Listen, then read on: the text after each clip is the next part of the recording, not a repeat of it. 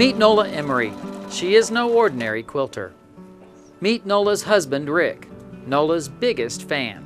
I met Nola on Ride the Rockies. It's about a 500-mile ride. Nola and Rick love the outdoors and being active. When I met her, her true love was really running, and she had done about 5 marathons at that time. Nola was just absolutely beautiful and in great shape. And I told my friends, look how many teeth that woman has, because her smile was just so big. So she was really happy all the time and a great attitude, and that was the most attractive thing. Besides running 6 miles every day during her lunch hour, Nola also has hiked 10 of Colorado's 14ers. That's the tallest of Colorado's Rockies. She was the first person that was just kicking my butt in everything that I love to do.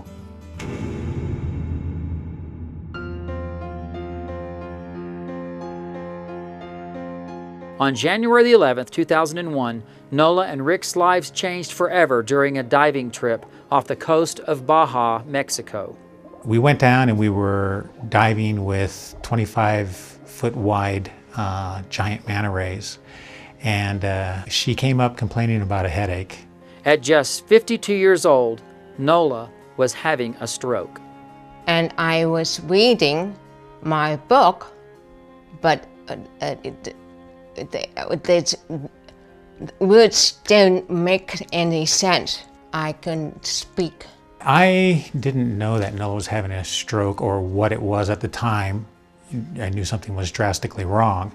By the time we got her on the island, I just knew that the woman I loved, her life had changed and that our life was going to be different.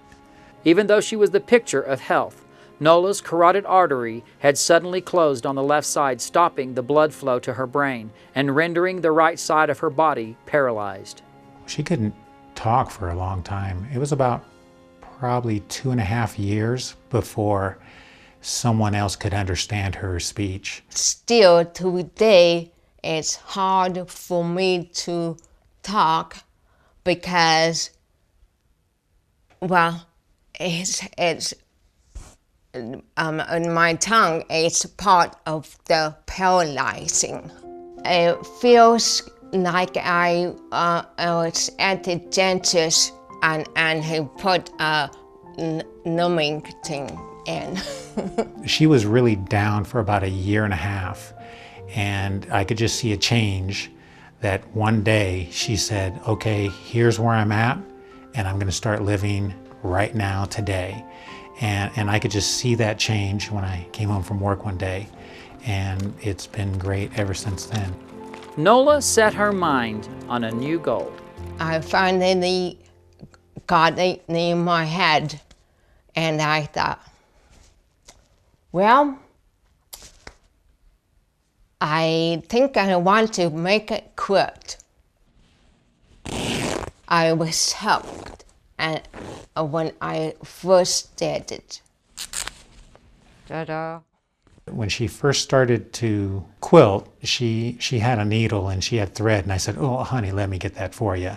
And so I'm sitting there trying 10 times, trying to get the thread through the eye of the needle, and she just took one hand and she just rolled it in her thumb, and it went right through the hole. With 50 quilts under her belt, Nola proves that where there's a will, there's a quilt. I love putting appliques by machine on something. She certainly has adaptations if you're a quilter and you're looking at how to cut something with one hand. She's probably gone through 10 pairs of jeans that have holes in the legs. She doesn't really need my help, even though she only has one hand, and she doesn't really need that many adaptations. She just seems to get the job done. This is sticky because I sprayed it with the adhesive, and then I put it down and it sticks really good. But sometimes I put a weight on that too. The knee lift on the banana that has been a godsend That's why I like to do applique with machine, because Benita makes it so easy for me. When she's not cutting, ripping, or stitching, Nola also tries her hand at knitting, but quilting remains her primary focus. I think I've seen quilting have Nola get herself back. She's just whole again through quilting. And as for the outdoorsy side of Nola, well, she's finding new ways to feed that passion too. My new best friend is Ruby, and she is a tricycle.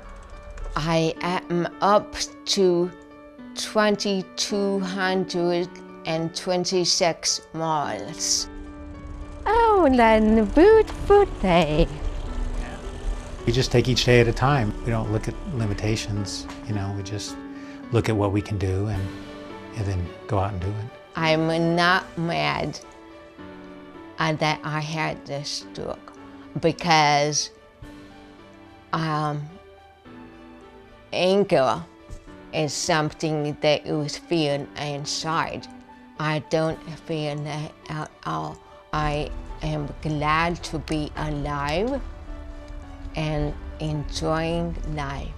What I think of to say to people who are afraid to quit, I say, what can it hurt to make a mistake?